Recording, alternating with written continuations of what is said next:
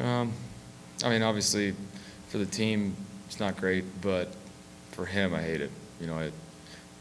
From seeing him work each day in person, whether he's healthy or hurt, just how he attacks each day, it just sucks. You never like to see that, whether it's a teammate or not, but especially when it's Mike. So unfortunate, um, but guys trying to step up and play for him. We already know what he means on the field, but just what he means to you personally, what he means to this locker room. Yeah, I mean, it's, like I said, very unfortunate, but Mike's a professional. He'll handle it the best way he possibly can. And being injured and not being able to play is one thing, but I know Mike will be there and support the guys no matter what, and that's really just a testament to who he is, and that's not easy to do. Sometimes it's hard to stand around and watch, and when you know you want to be out there and contribute, but Mike will help our guys out in any way he can.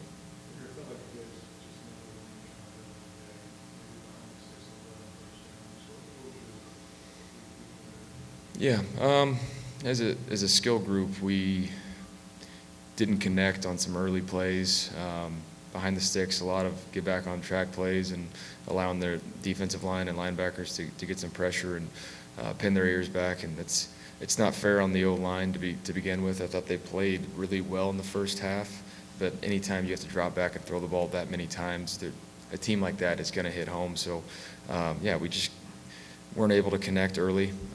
Had some sparks. Defense and special teams kept us in that ball game, and they did a hell of a job. But we just weren't able to contribute.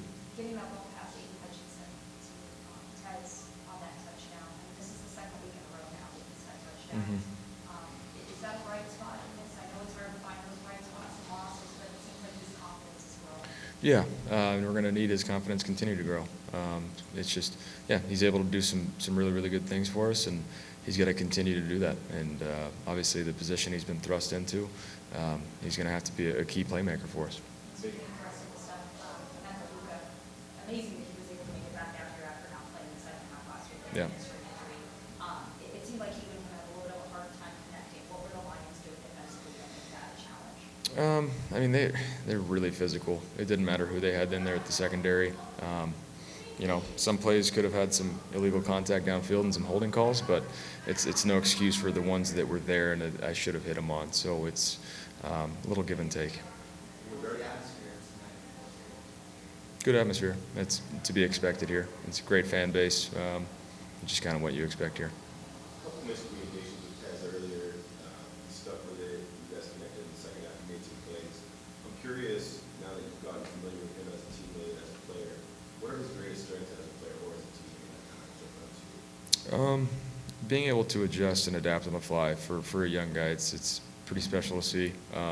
He takes exactly what our coaching points are and transfers that onto the field as well.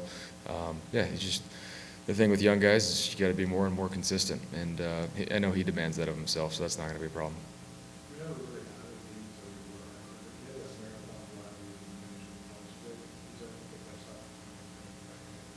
Yeah, I mean, down there, I think it was almost a 20-play drive, probably 18, 19 plays. Yeah, it's need points on that one. You're fighting your tail off. Guys are tired, but they're also tired. You gotta try and find one play to get in the end zone. Just get that spark, and you never know what happens after that.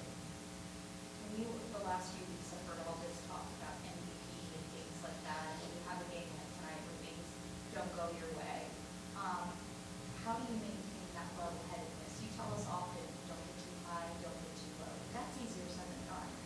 It is, but I mean, we're sitting at 5-2 now. We would have loved to have been 6-1, but we're not. We're 5-2, and we have a short week and a divisional opponent. So it's about singular focus.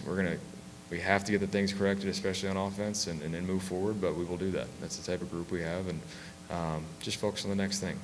We're going into week 8, so keep the main thing the main thing. How's your health been back here? A little banged up, but I'll be good to go by Sunday. Seemed like you got more of the referee in the last drive. I'm just curious what your perspective on that. Third down, defensive holding call that wasn't called, and also still pretty damn confused about the double review. A lot of things in that game that a little questionable, but a lot of frustration at the end of that. And you might be displaced onto John Hussey in the moment, but I work my ass off and I put a lot into this game. So when things that I don't seem are deemed fair, I'm going to let somebody know, and that's good, bad, and different.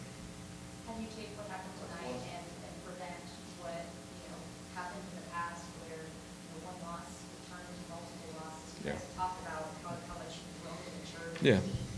No, and that's this will be the first, I guess, test of that when it comes to the midseason lull, not letting one loss turn into two. And great teams don't let that happen. And we're different this year. And like I said, got a lot of things to fix, and we will do that. And we still have great leadership. It's another loss on our record, but still have great leadership and still a lot of ball left. So this one sucks. It should suck. We expected to play well. We expect to win when we come out here and compete.